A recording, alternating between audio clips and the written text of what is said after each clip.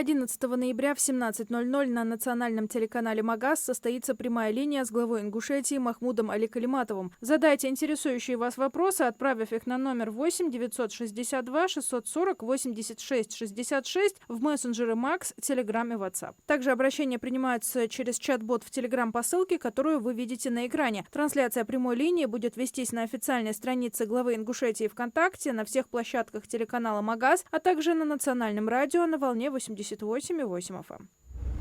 Сегодня в России отмечают День сотрудников органов внутренних дел. Традиционно свой профессиональный праздник личный состав МВД встречает на посту, охраняя жизнь и труд граждан. В этот день отличившихся сотрудников награждают за доблестную службу медалями и почетными грамотами. К поздравлениям присоединился и глава Ингушетии Махмуд Али Калиматов.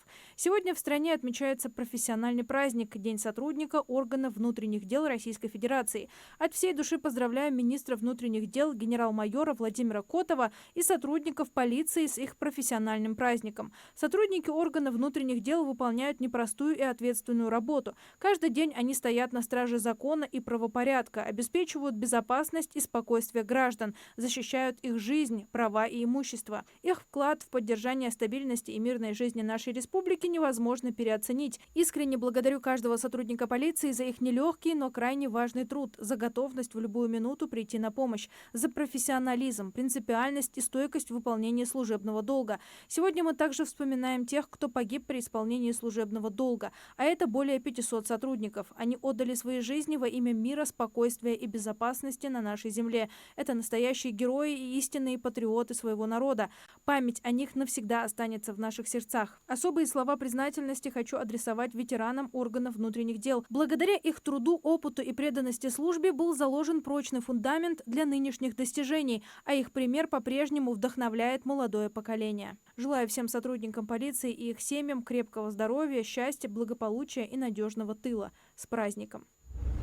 Правительство России расширило перечень лечебных продуктов для детей-инвалидов. В обновленный список добавлены продукты лечебного питания для детей с муковисцидозом в возрасте от 1 года до 10 лет, а также для детей с нарушением окисления жирных кислот. Теперь в списке находится 119 наименований таких продуктов. Продукты лечебного питания – это специализированные жидкие и сухие смеси, которые необходимы детям с орфанными заболеваниями для повышения качества их жизни, обеспечения роста и развития. Такие продукты выдаются бесплатно по рецепту лечащего врача. Их перечень формирует специальная комиссия Минздрава при участии профильных главных внештатных специалистов. Затем документ утверждает правительство.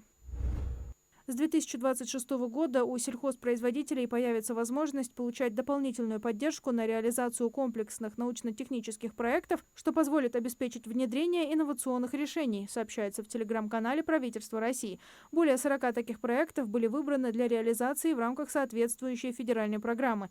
Планируется ежегодно проводить такие отборы по 15 наиболее важным направлениям.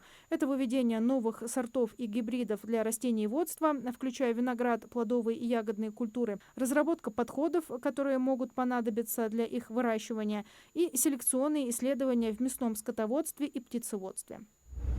В 2026 году максимально возможная сумма больничного в России увеличится до 6827 рублей 40 копеек в сутки, сообщается в официальном новостном телеграм-канале Социального фонда России. Для сравнения, сейчас этот показатель составляет 5673 рубля 97 копеек.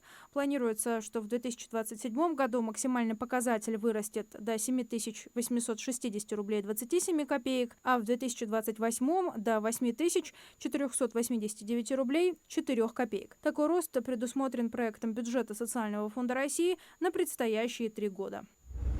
Мошенники начали активную подготовку в преддверии Черной пятницы. Аферисты разработали новую схему обмана. Теперь они звонят от имени продавцов маркетплейсов и говорят, что из-за технического сбоя система продублировала заказ. С карты будет списана двойная сумма, и для отмены операции предлагается перевести деньги на специальный счет или предоставить реквизиты.